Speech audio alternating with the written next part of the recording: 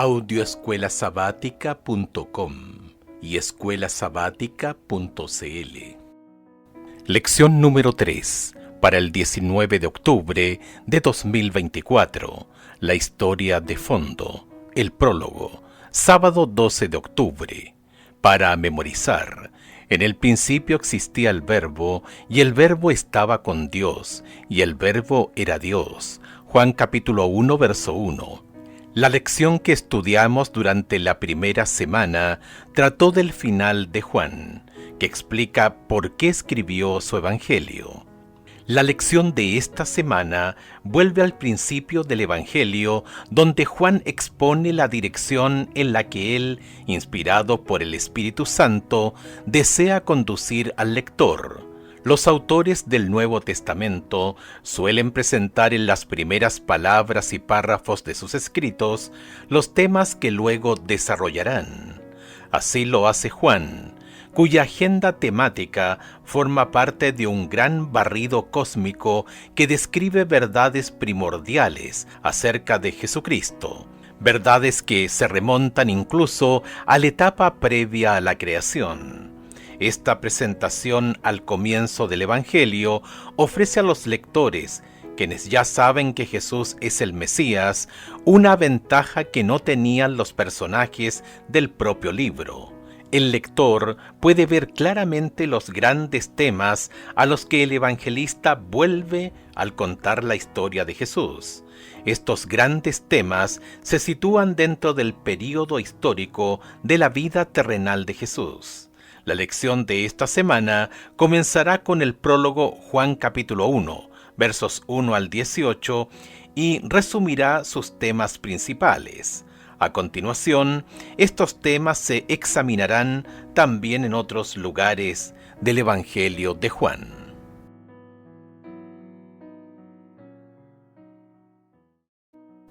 Domingo 13 de octubre. En el principio, el Logos divino.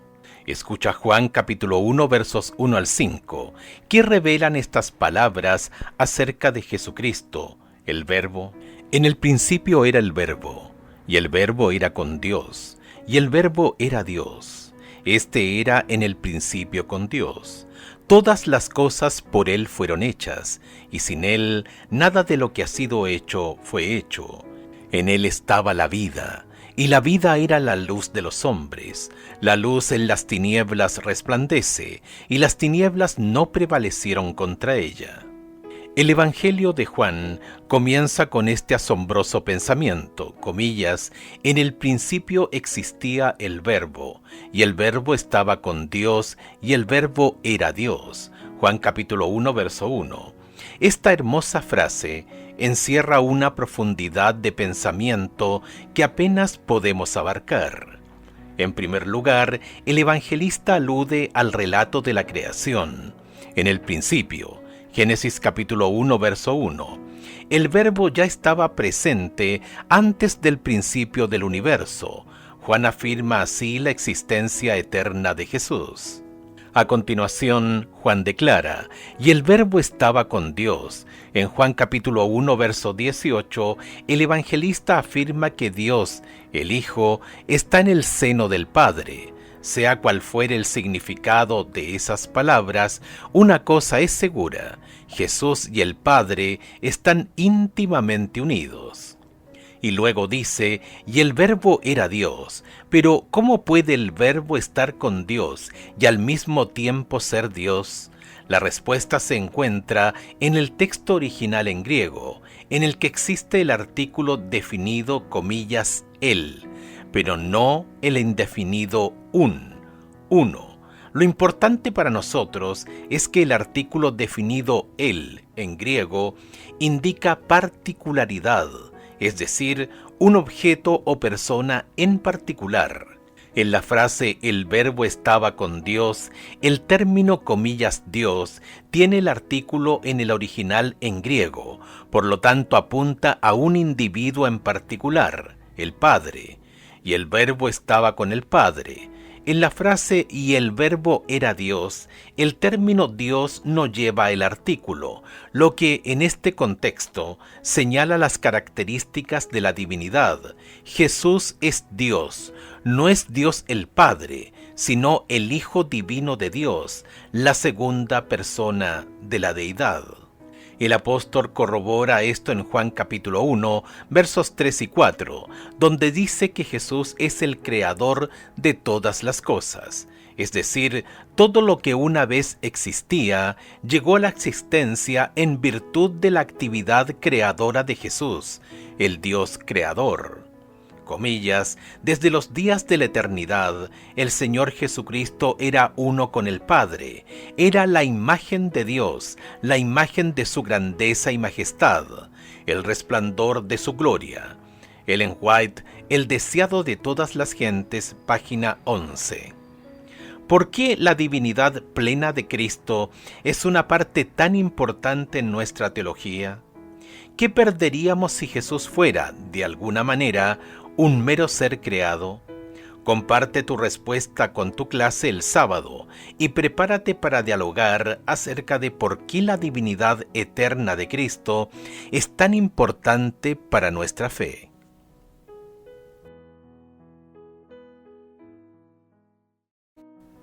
Lunes 14 de octubre. La palabra hecha carne. Escucha Juan capítulo 1 versos 1 al 3 y 14. ¿Qué hizo Jesús, Dios mismo? ¿Y por qué es esta verdad la más importante que podamos conocer? En el principio era el Verbo, y el Verbo era con Dios, y el Verbo era Dios. Este era en el principio con Dios.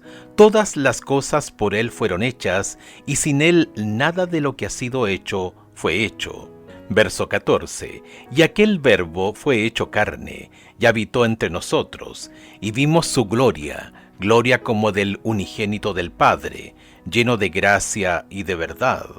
Juan no comienza su evangelio con el nombre, comillas, Jesús, ni con su papel de Mesías, Cristo, sino con el término Logos. En la época en que Juan escribió, varios sistemas filosóficos utilizaban el término Logos para referirse a la estructura racional del universo o a la lógica y la razón en sí mismas. Además, Platón, el influyente filósofo de la antigüedad, había dividido la realidad en dos ámbitos o esferas, la celestial e inmutable, donde existe la perfección absoluta, y la terrenal, perecedera y cambiante, una representación muy imperfecta de la de arriba, donde quiera que ésta supuestamente existiera. Algunas filosofías identificaron el logos como un intermediario abstracto entre las formas eternas y las formas terrenales perecederas. Juan utiliza el término de una manera completamente diferente. Sostiene que la verdad, el logos, no es un concepto etéreo y abstracto que flota entre el cielo y la tierra. El logos es Jesucristo, quien se hizo carne y habitó entre nosotros. Juan capítulo 1, verso 14. Para Juan, el logos es la palabra de Dios. Y lo que es más importante, Dios se comunicó, es decir, se reveló a la humanidad de la forma más radical. Dios se hizo uno de nosotros. En el Evangelio de Juan, el Logos representa al Dios eterno, que entra en el tiempo y el espacio, que habla, actúa y se interrelaciona con los humanos en un nivel personal. El Dios eterno se hizo ser humano, uno de nosotros. En Juan capítulo 1, verso 14, el apóstol indica que el Logos se hizo carne y habitó entre nosotros. La palabra griega subyacente traducida habitó significa colocar una tienda de campaña. Juan alude a Éxodo capítulo 25, verso 8, donde Dios dijo a los israelitas que construyeran un santuario, una tienda de campaña, para que Él pudiera habitar en medio de ellos. Del mismo modo, en la encarnación, Jesús, el Hijo Divino de Dios, se hizo carne humana, velando su gloria para que la gente pudiera entrar en contacto con Él. Medita en las implicaciones de lo que Juan ha escrito aquí. Dios mismo, el Creador, se convirtió en un ser humano, uno de nosotros, y vivió aquí, entre nosotros. ¿Qué nos dice esto sobre la realidad del amor de Dios por la humanidad? ¿Por qué debería reconfortarnos tanto esta asombrosa verdad?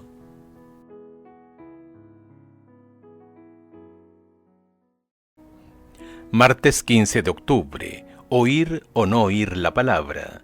Escucha Juan capítulo 1 versos 9 al 13.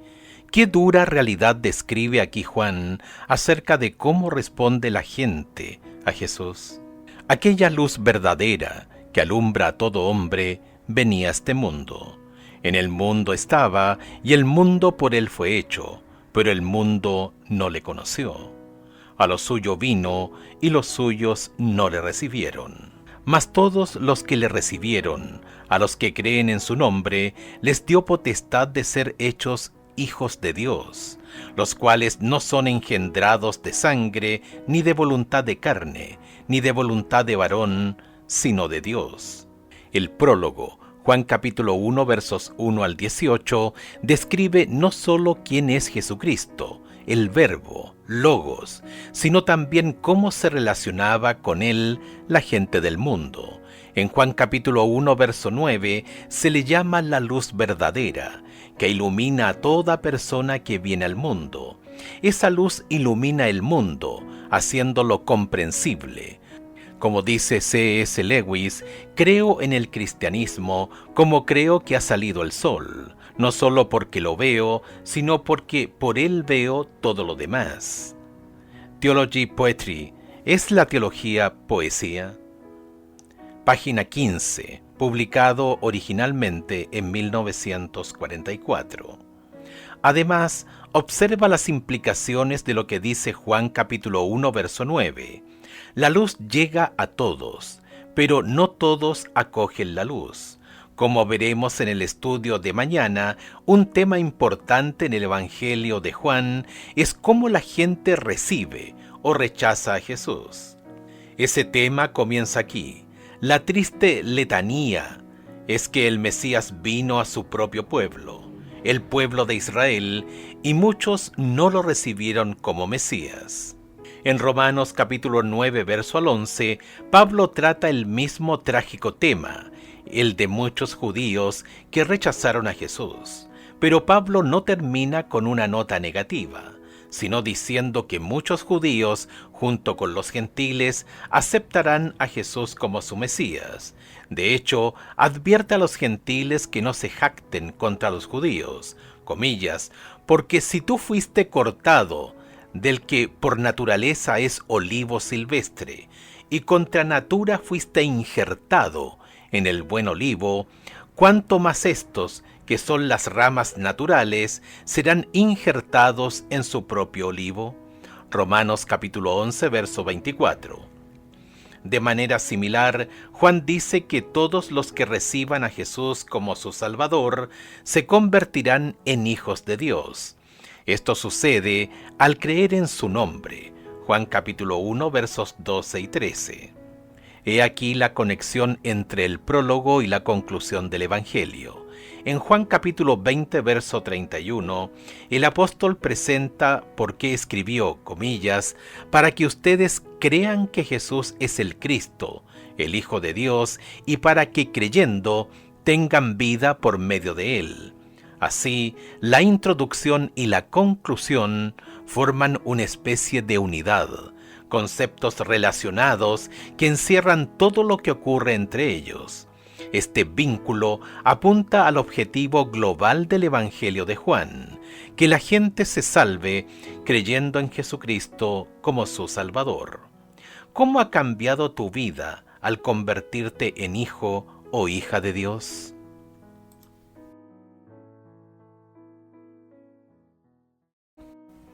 Miércoles 16 de octubre.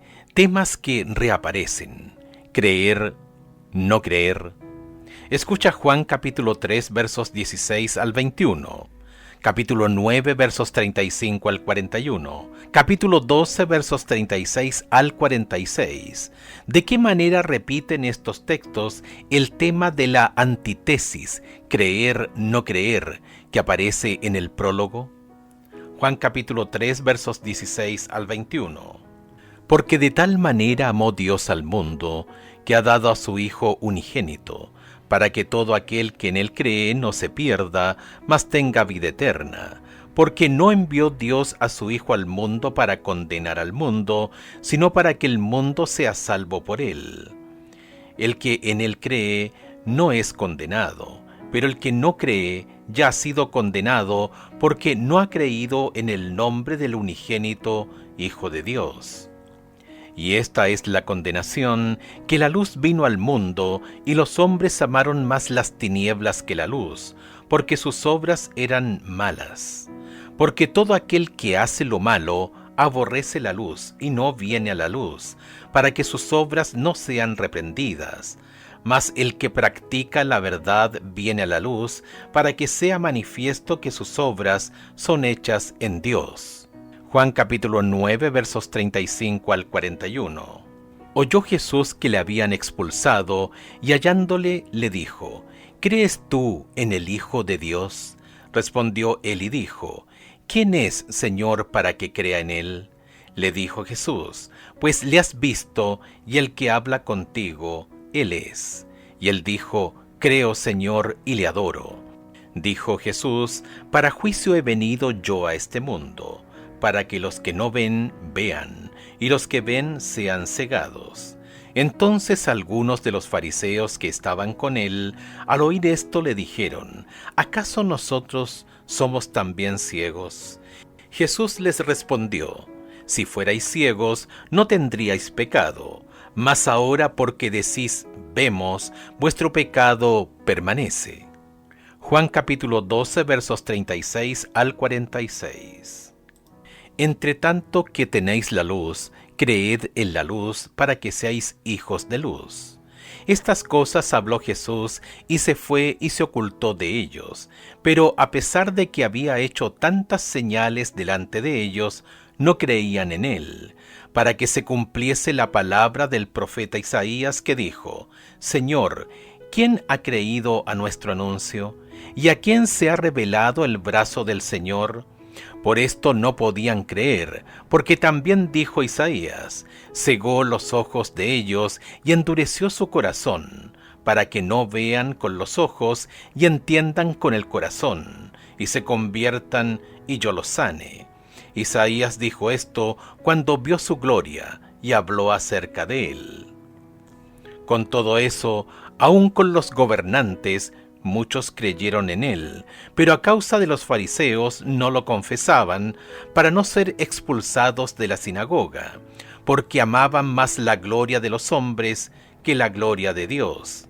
Jesús clamó y dijo: El que cree en mí, no cree en mí, sino en el que me envió, y el que me ve, ve al que me envió. Yo, la luz, he venido al mundo para que todo aquel que cree en mí no permanezca en tinieblas.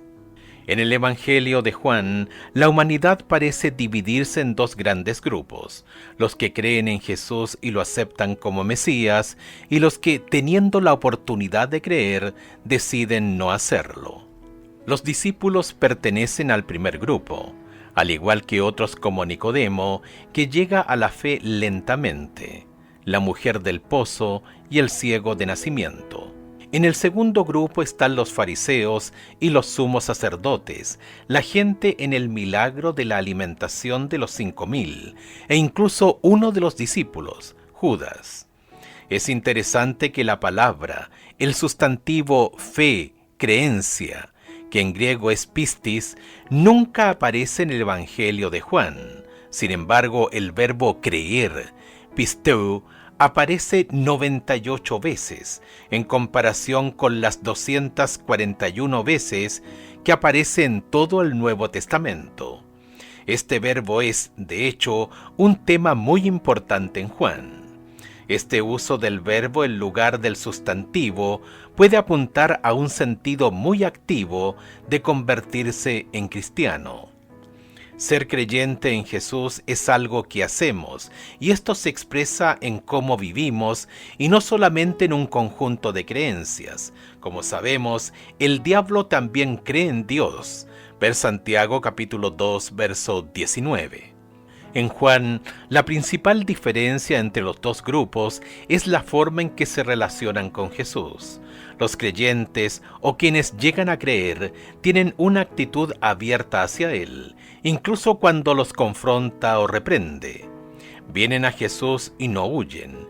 Él es la luz que los ilumina, y por fe creyendo se convierten en hijos de Dios. Los incrédulos, por otro lado, típicamente vienen a Jesús para polemizar con Él. Se caracterizan por amar más las tinieblas que la luz. Les cuesta aceptar sus palabras o ven que rompe viejas tradiciones y no cumple sus expectativas. Lo juzgan en lugar de dejar que su luz los mida y los juzgue. Esta actitud, por supuesto, se había visto una y otra vez en los líderes religiosos que idealmente, como guías espirituales de la nación, deberían haber sido los primeros en aceptar a Jesús. ¿De qué manera vives tu fe en Jesús en lugar de limitarse a sentir intelectualmente que es el Mesías? ¿Por qué es importante conocer la diferencia? Ver Mateo capítulo 7 versos 21 al 23.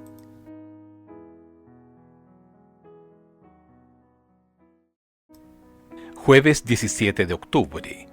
Temas que reaparecen. Gloria. Escucha Juan capítulo 17 versículos 1 al 5. ¿Qué quiso decir Jesús cuando oró: Padre, ha llegado la hora, glorifica a tu Hijo para que el Hijo te glorifique a ti? Juan capítulo 17 versículos 1 al 5. Estas cosas habló Jesús, y levantando los ojos al cielo dijo: Padre, la hora ha llegado, glorifica a tu Hijo, para que también tu Hijo te glorifique a ti. Como le has dado potestad sobre toda carne, para que dé vida eterna a todos los que le diste. Y esta es la vida eterna, que te conozcan a ti, el único Dios verdadero, y a Jesucristo, a quien has enviado. Yo te he glorificado en la tierra, he acabado la obra que me diste que hiciese. Ahora pues, Padre, glorifícame tú al lado tuyo, con aquella gloria que tuve contigo antes que el mundo fuese. El estudio de ayer se centró en la historia terrenal y humana del Evangelio de Juan. Con sus enfrentamientos e interacciones entre las personas, siempre en torno a quién es Jesús y qué está haciendo. El estudio de hoy se centra en el argumento divino cósmico que también se encuentra en Juan. El prólogo comienza con ese relato cósmico. Jesús es presentado como el Hijo Divino de Dios, el Creador del universo. Una vez más, todo lo que antes no existía, pero llegó a existir, lo hizo solo a través de Jesús. Comillas, todas las cosas fueron hechas por Él. Nada en cuanto existe fue hecho sin Él. Juan capítulo 1, verso 3. Pero a continuación señala la gloria de que se convirtiera en ser humano en la encarnación. Juan capítulo 1, verso 14. Juan utiliza los términos gloria, doxa, brillo, esplendor, fama y honor, y glorificar, dosaxo, alabar, honrar, ensalzar, glorificar, para hablar tanto de recibir honor de los humanos como de recibir honor o gloria de Dios.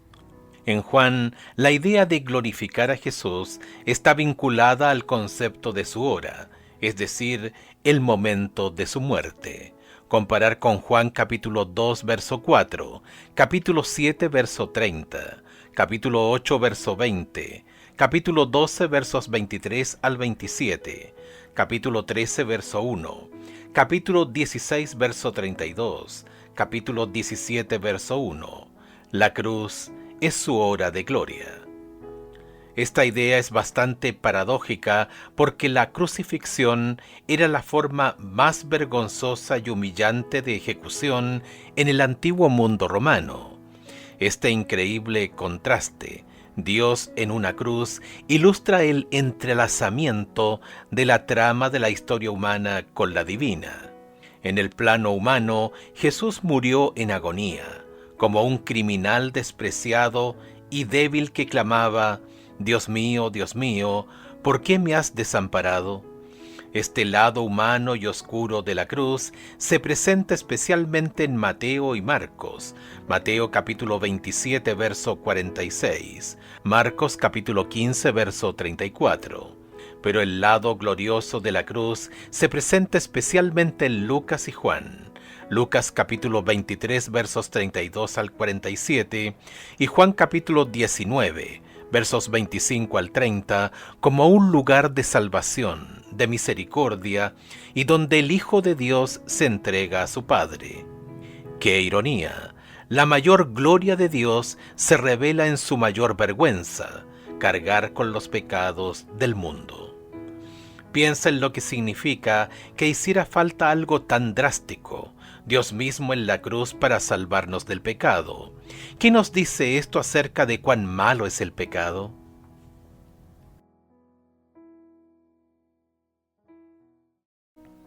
Viernes 18 de octubre, para estudiar y meditar.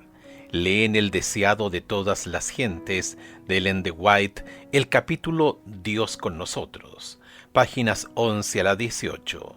Comillas: el Señor Jesucristo, el divino Hijo de Dios, existió desde la eternidad, una persona en sí, y sin embargo uno con el Padre. Era la gloria máxima del cielo. Era por derecho propio el comandante de los seres inteligentes y recibía el homenaje de adoración de los ángeles. Con esto, en nada usurpaba a Dios. Se cita Proverbios capítulo 8, versos 22 al 27. Comillas: hay luz y gloria en la verdad de que Cristo era uno con el Padre antes de que se pusiera el fundamento del mundo. Él es la luz que brilla en un lugar oscuro, iluminándolo con gloria divina y original. Esta verdad infinitamente misteriosa en sí misma explica otras verdades misteriosas que, de otra manera, son inexplicables, mientras que esa verdad está guardada en luz inaccesible e incomprensible.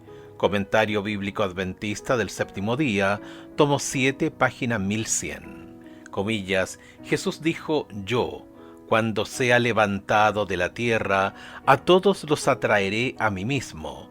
Juan capítulo 12, verso 32. Cristo debe ser revelado al pecador como el Salvador que muere por los pecados del mundo. Y cuando contemplamos al Cordero de Dios sobre la cruz del Calvario, el misterio de la redención comenzará a revelarse a nuestra mente y la bondad de Dios nos guiará al arrepentimiento. Al morir por los pecadores, Cristo manifestó un amor incomprensible, y este amor, a medida que el pecador lo contempla, enternece el corazón, impresiona la mente e inspira contrición al alma. Cuando los seres humanos hacen un esfuerzo por reformarse, nacido de un sincero deseo de hacer lo recto, es el poder de Cristo el que los está atrayendo. Una influencia de la cual no son conscientes obra sobre el alma, y la conciencia se vivifica, y la vida externa se enmienda. Y a medida que Cristo los induce a mirar su cruz y contemplar a quien han traspasado sus pecados, el mandamiento halla cabida en la conciencia. Ellen White, El camino a Cristo, páginas 23 y 24. Preguntas para dialogar. 1. ¿Por qué Juan comienza hablando de Jesús en su papel de creador? ¿Qué nos dice esto acerca de la importancia de la creación en toda teología? ¿Por qué entonces es importante que tengamos una comprensión correcta de la creación, tal como se revela en las Escrituras? 2. Profundice en la pregunta planteada al final del estudio del domingo. ¿Qué ocurre con la cruz si en lugar de morir en ella el Dios eterno lo hubiese hecho un ser creado? ¿Qué perderíamos si Jesús fuera cualquier cosa, menos el Dios eterno?